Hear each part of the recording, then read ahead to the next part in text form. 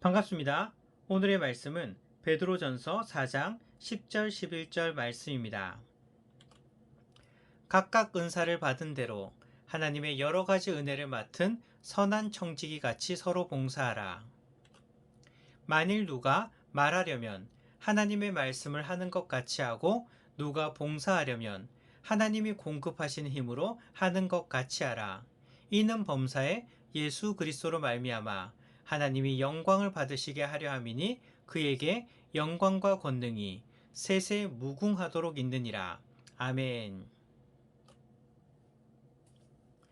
1월 우리가 훈련하는 품성은 근면입니다.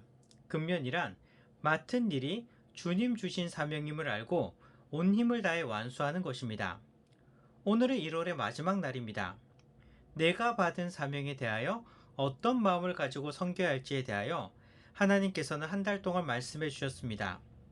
이 말씀대로 순종하며 주님께서 기뻐하시는 섬김으로 헌신하시는 성도님들이 되시기를 소망합니다. 오늘 함께 나눌 근면의 세부 실천 사항은 더 큰 임무에 대비한다는 것입니다. 중간 과정이다 라는 말이 있습니다. 내가 지금 겪고 있는 것, 내가 지금 하고 있는 것은 그것이 최종 목적이 아니라 더 큰 과정으로 나아가기 위한 중간 과정이라고 할 수 있습니다.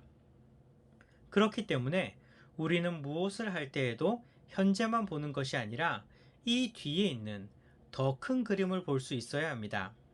오늘 말씀을 함께 살펴봅시다. 하나님께서는 각자에게 은사를 주셨습니다. 물론 이렇게 말씀하시는 분도 있습니다. 나는 받은 은사가 없는 것 같아. 나는 잘하는 게 별로 없어. 저 사람은 저렇게 잘하는 게 많은데 은사를 참 많이 받았는데 나는 받은 은사가 없는 것 같아. 하지만 이렇게 생각한다면 그것은 잘못 생각하는 것입니다. 모든 사람에게는 주어진 은사가 있습니다. 나는 은사가 없다고 생각하는 것은 은사에 대하여 잘못 생각하고 있기 때문입니다.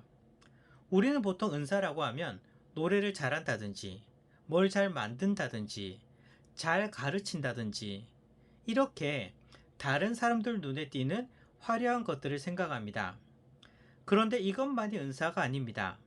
내가 다른 사람들보다 인내심이 많아서 꾹 잘 참는다든지, 교회 대청소를 하거나 봉사할 일이 있을 때 열심히 나와서 섬기는 것도 은사가 될 수 있습니다. 은사는 눈에 보이는 화려한 것뿐 아니라 오히려 눈에 잘 띄지 않는, 그러나 뒤에서 묵묵히 섬기고 봉사하는 것 또한 굉장히 귀한 은사입니다. 오히려 눈에 띄지 않게 묵묵히 섬기는 그런 분들을 통해서 교회는 더욱더 든든하게 세워져 갑니다. 그런데 하나님께서 은사를 주시는 목적은 무엇일까요? 하나님께서 각 사람에게 은사를 주실 때에는 은사를 주시는 목적이 있습니다. 그렇기 때문에 우리는 받은 은사를 가지고 우쭐대는 것이 아니라 하나님께서 은사를 주신 목적대로 사용해야 합니다.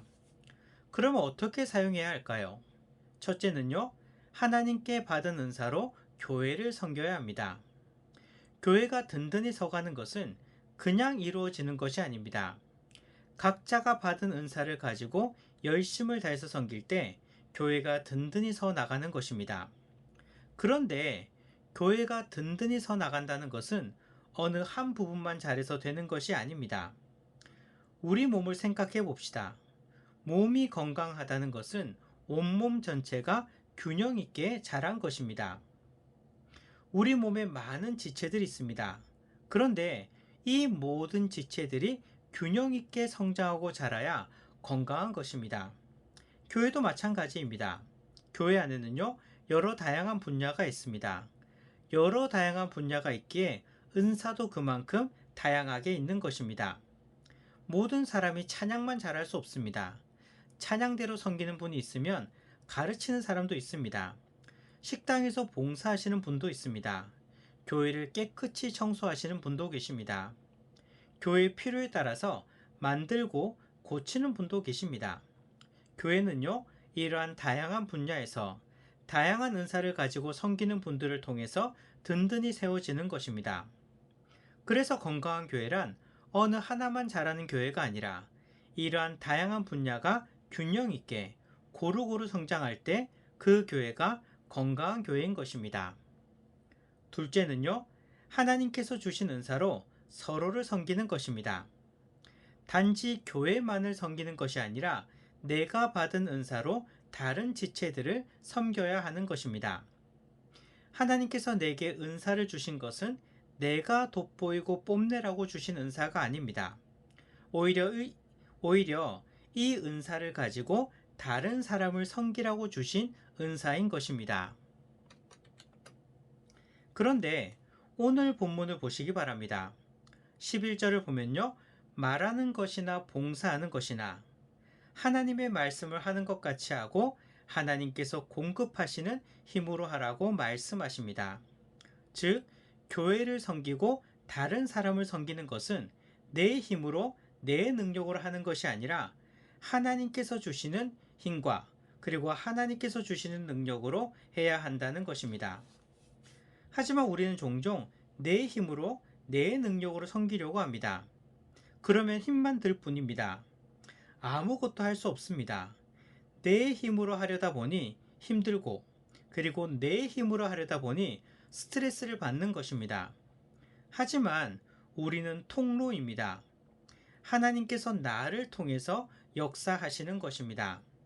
그렇기 때문에 우리는 내 힘이 아니라 나를 통해 하나님의 능력이 나타나고 하나님의 힘이 나타나기를 소망해야 합니다.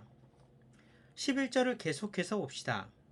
우리의 더 큰 목적은 우리의 섬김을 통해서 하나님께서 영광 받으시는 것입니다. 처음에 말씀을 시작할 때 중간 과정이라는 것을 말씀드렸습니다. 우리가 하는 것은 그것이 최종 목적, 최종 꼬린 지점이 아니라 더 큰 과정을 위한 중간 과정이라고 했습니다. 내가 지금 교회를 섬기는 것, 내가 다른 사람을 섬기는 것의 더 큰 목적은 바로 하나님께서 영광 받으시는 것입니다. 그런데 우리가 종종 잊어버리는 것이 바로 이것입니다. 섬김을 통해서 내가 박수 받으려고 합니다. 내가 칭찬 받으려고 합니다. 하지만 우리가 섬기는 목적을 잊지 마시기 바랍니다. 나의 섬김을 통해서 하나님께서 영광 받으시는 것이 목적입니다.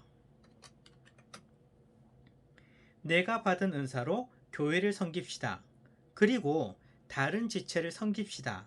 그리고 이러한 섬김은 나를 위해서가 아니라 오직 하나님께서 영광 받으시도록 열심을 다해서 충성합시다.